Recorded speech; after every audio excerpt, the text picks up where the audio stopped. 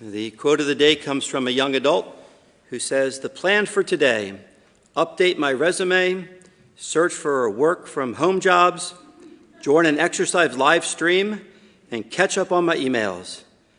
Reality: eat another bowl of ramen and take 3 naps." I like the story of the little boy who wanted $100, and he prayed and prayed for 2 weeks that God would send him $100. But it didn't happen, so he decided to write a letter to God requesting the $100. When the post office received the letter, it was addressed to God, USA. They didn't know what to do with it, so they sent it to Congress. The congressman who opened it was so impressed, he instructed his secretary to send the little boy a $5 bill. He thought that should look like a large sum of money to one so young. And the boy was delighted with the $5 and immediately sat down to write a thank you note back to God, which read, "Dear God, thank you for sending me the money. However, I noticed that for some reason you had it sent through Washington, D.C. And as usual, the government deducted 95%. So, of course, nobody likes to pay their taxes, right? Back, especially in the Lord's Day. That's why the Pharisees today asked Jesus, "Is it lawful to pay the tax to Caesar?" Let's take a look at what is happening in today's gospel. As you know, this was Tuesday of Holy Week when this event occurred. The Lord had come into Jerusalem on Palm Sunday, and the crowd welcomed him with great fanfare and acceptance. And then on Monday, Jesus cleansed the temple and drove out the money changers from the temple and overturned their tables.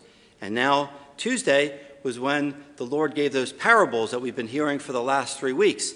And now on this Tuesday of Holy Week, it says the Pharisees and the Herodians joined together to try to trap the Lord.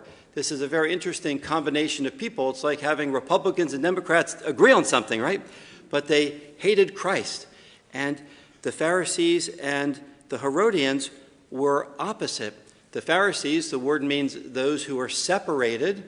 They were very staunch members of the Jewish religious leadership, and they hated the Romans. They hated Roman occupation and Roman authority in the Holy Land. Whereas the Herodians were another group, a sect similar to the Sadducees.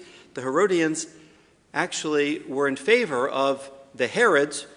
As you know, when King Herod died, he divided the Holy Land into those 4 territories for his 4 sons. And then when Rome occupied, they let some of the Herodians, like Herod Antipas and others, govern certain regions. Of course, in Jerusalem, they sent in Pontius Pilate, the Roman governor, to run that particular region.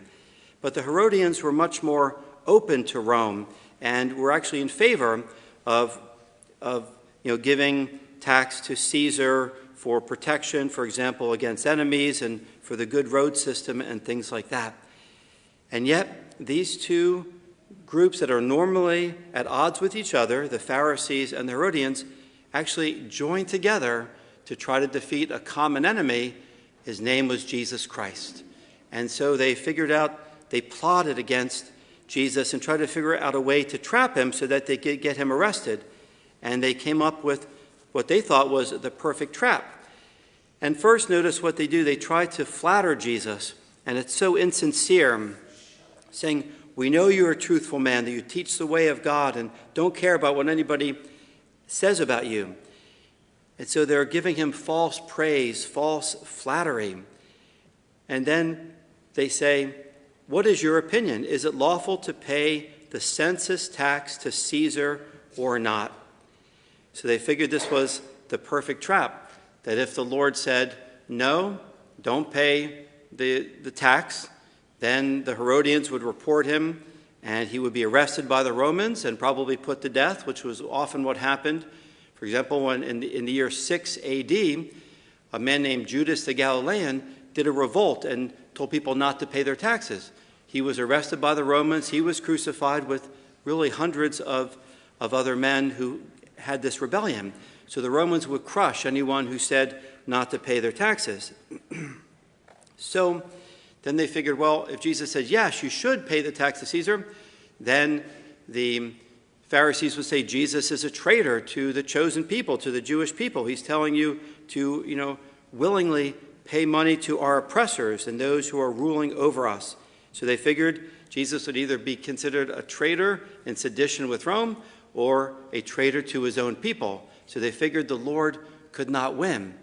But of course, the Lord, they didn't realize they were up against eternal wisdom, who was incarnate wisdom. Jesus himself, the eternal Son of God, comes up with another answer. Jesus chooses what's behind door number 3, right? He chooses something different. He says he knows their malice, and he calls them hypocrites, and he says, show me the coin that pays the census tax. Now, there were many taxes on land, on property, on fishing, on wine. This is referring to the annual census tax that had to be paid by everyone ages 14 to 65. And it had to be paid with a silver coin called a denarius, which had the image of Tiberius Caesar on it, the profile of Tiberius Caesar. Tiberius Caesar reigned from 14 AD to 37 AD, so all during the Lord's life and death and resurrection. And you can actually go online and look up this coin, the denarius, a silver coin. And when you see it, you'll notice it has the image of Tiberius Caesar, and the inscription says, Tiberius Caesar, son of the divine Caesar Augustus. And on the back, it had an image of Tiberius Caesar as a high priest. So this was a pagan coin, which was considered a graven image by the Jews, because it was calling Tiberius Caesar the Son of God, because in those days they deified Julius Caesar and Caesar Augustus and said they were divine. And so this was, the tax had to be paid with this coin, and of course the Jewish people hated that, and they would not bring one of these coins into the temple. That's why the money changers were gathered in the court of the Gentiles to exchange money from Roman currency into Jewish currency, so that that could then be given in the temple donation. So Jesus says to them, show me the coin. And notice they had them in their pockets. They were trying to trap the Lord, and yet they produced them, which of course would have discredited them among the crowds, because here they were, the religious leaders had brought this pagan coinage into the temple itself, because most likely this occurred in the temple precinct. And so they produced the coin, and again Jesus uses a Socratic method of asking a question. Whose image is on the coin and whose inscription?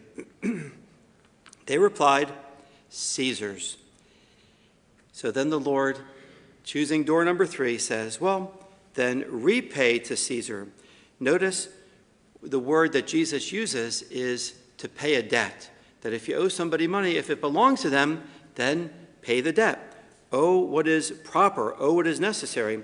So repay to Caesar what belongs to Caesar, but give to God what belongs to God. Render to God what belongs to God. The perfect answer. Again, the Lord saying, yes, you live in this region, Rome is occupying us. It is proper to pay for the road system and proper to pay for all these things and for protection from enemies, but give to God what belongs to God. Well, what belongs to God? We do. Our whole person, our body, mind, and soul belongs to God. God has the ultimate authority over each one of us. And just as that coin had an image impressed upon it, and because of that it belonged to Caesar, so you and I and everyone then is made in the image and likeness of God. You and I are made in the image of God. It says that in Genesis chapter 1, God made man and woman in his own image. That means that we have an intellect by which we know God and a will by which we love God. To know and to love. That's why we're made in the image and likeness of God. Our soul is in God's image and likeness with intellect and free will and the ability to love and to choose. And our soul is immortal and will live forever. So that is because we are in the image of God, we belong to God. Just as that coin belonged to Caesar, you and I belong to God. And not only are we made in God's image and likeness at our creation, at the moment of conception, but in our baptism, we're actually sealed with a special gift of the Holy Spirit. Baptism imprints an immortal imprint. We call that the seal of the sacrament upon our soul. A baptized person, their soul is changed when they're baptized. You and I have the imprint of a special image of God upon our soul that comes to us in our baptism as well, and then also in our confirmation, where we're sealed with the Holy Spirit. And a priest, when he's ordained, is also given an indelible mark in his soul that will last forever. So those are three of the sacraments that give an indelible imprint or image of God upon the soul. If you looked at one of our coins, you see it has a front and a back. Baptism gives us the image of God, and then confirmation completes that image of God upon our soul. So you and I belong to God, and our body, mind, and soul belongs to God. So how we, of course, relate this to our modern times is that we're citizens of really two worlds. The material world, the secular world in which we live, earth, but we're also citizens of heaven. We are Christians. So yes, we're called to be good citizens. We're called to follow the laws that are in accordance with God's law. And remember that if a law is not a moral law, then it's not a true law. For example, slavery was a law, but that was not, even though it was legal, it was not moral, because it contradicted the divine law of the dignity of the human person. So we're called to be good citizens, to pray for our leaders, and to vote, obviously, with a well-formed Catholic conscience. And remember what Pope Benedict says: when we vote as Christians, we vote first as Catholic Christians, and we vote especially for the non-negotiables. And Pope Benedict, you can read what he talked about there, that first and foremost, the sanctity of human life, especially the protection of the unborn, and respect for the dignity of each and every person, the elderly, the handicapped. And then we also vote in favor of the dignity of marriage between man and woman, and also for religious liberty. These are the things that Pope Benedict had pointed out in some of his writings. So this is, of course, how we exercise being part of our worldly and our spiritual worlds of earth and heaven, of being part of citizens of this world and also followers of Jesus Christ. I think you can sum it up best with what St. Thomas More said as he was being put to death by Henry VIII. He says, "I die the king's good servant, but God's first." So God always comes first in how we live our life and how we relate to secular society. Yes, we are good servants of our country, good servants of our freedom, good servants of the state, the country, the world, but first and foremost, we are God's servant first.